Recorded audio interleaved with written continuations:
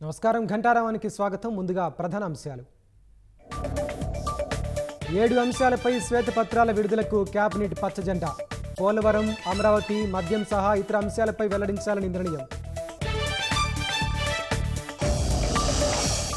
పింఛన్లు 4,000కు పెంచుతూ మంత్రివర్గం ఆమోదం. సచివాలయ ఉద్యోగులతో ఇంటి వద్దే పంపిణీకి నిర్ణయం.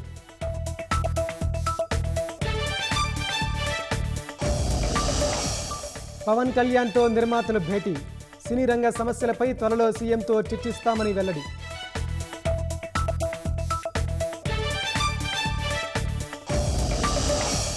ప్రధాని అత్యవసర పరిస్థితి వ్యాఖ్యలపై కాంగ్రెస్ మండిపాటు. 10 ఏళ్ల పాలన చూసే భాజపాకు మెజార్టీ ఇవ్వలేదని విమర్శలు.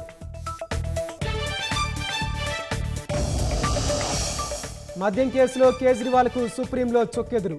హైకోర్టు నిర్ణయం వెలువడ్డాకే తీర్పిస్తామని వెల్లడి.